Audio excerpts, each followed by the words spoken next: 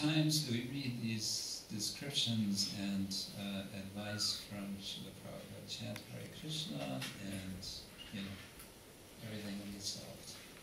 And yet, we chant Hare Krishna, and yet, somehow the magic doesn't happen, right? Yesterday, those of you who were here, we discussed how we feel when we have chanted not so well. And we got a whole list of terms, of descriptions of how we feel. Basically, we don't feel so good. We feel terrible. We feel horrible. We feel, you name it, everything except blissful, inspired, empowered, everything opposite. And then we imagined that we have, you know, made some, let's say, worst case scenario of chanting. Somehow or other we managed to fumble our way through 16 rounds, but pretty much not what we would call good chanting. And then comes a guest to our temple, and is a guest who is very inquisitive and wants to know about what is this Hare Krishna all about, and they want to know what is the essence of this Hare Krishna movement. And we say the essence is to chant Hare Krishna, Hare Krishna mantra, and we show them the mantra. Very enthusiastically, we see this person wants, who knows, maybe this person will want to join us. And finally I'll be able to say, I made a devotee. I made a devotee. Anyway, then, and then the person very inquisitively asks, so what is the effect of this chanting of Hare Krishna? And we say, well, the effect is that you feel miserable, frustrated, incomplete, dissatisfied, disempowered, guilty, shame, full of shame. What else do we have? Bad. To summarize, you feel bad. And then the person says, oh, well, thank you very much. I think I'll try another spiritual movement. Thank you. No, actually, let me try to explain something. So, obviously this is not where we want to be. We want to be chanting nicely and in a way which is enriching our love with Krishna consciousness, so that Maya will be dispelled. One thing we've done, and some of you have, I think, attended some japa retreats, maybe from His Holiness Satchidananda Swami or others. Has anyone here attended? Yes, this is from Slovenia. Avadita, who are you attending? What was it? Roma Place. That's, oh, so he's also doing it.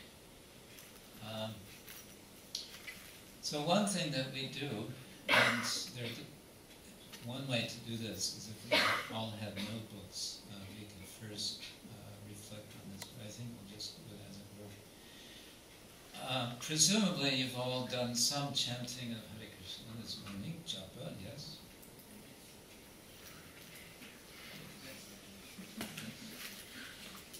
So think for a moment, what went well with your chanting? What went well? And after you think about what went well, think about what didn't go so well in your chanting.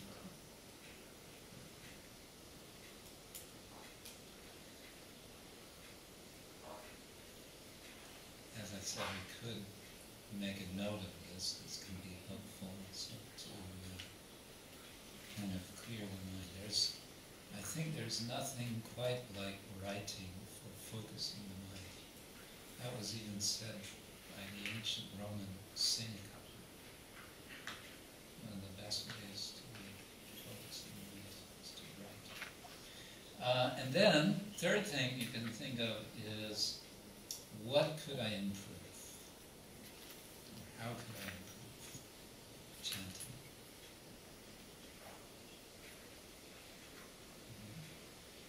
All right. Not giving maybe much time for this, but I'm just giving the idea for now. Does anyone want to, as they say in California, share with us? Actually, the word share is related to bhakti, so it's okay. California bhakti. Does anyone want to share something that went well with her chanting as well? Something about went well? Yes. Very peaceful and inspired. Uh-huh. But then I found myself too many times that I was trying to pray to Krishna and that mercy would come, chant for the satisfaction of Krishna, but then I found myself that I still losing the connection so many times. Thinking about what I have to do, my projects, and okay, somehow I can adjust. This is also Krishna conscious, but I felt very peaceful. But I just want to feel the holy name, every word, and chant for the satisfaction of Krishna. This I would like to do. Good. Okay. Thank you. Anyone else? It's very shy. You're all being like my students in Hong Kong. My students in Hong Kong are extremely shy. They don't like to speak out in class. Maybe it has something to do with me. Starting to make me think that wherever I go, no one speaks me.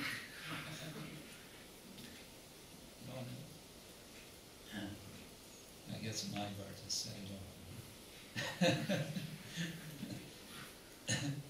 all. Okay. So one thing you mentioned the mind, and of course, minds is a big issue, isn't it? Something about the mind, how, well, we understand the Hare Krishna mantra is a mantra. Usually we hear mantra with a kind of, what do they call it? A quasi analysis of the word is that which delivers the mind, tra, from triate to deliver. Technically it means more like tool, a tool for the mind. Yantra is a tool for going. Mantra is a tool for minding, something like that. So, yes, the Maha Mantra is a tool for the mind, and yet, sometimes the mind can do everything but listen to the mantra, isn't it?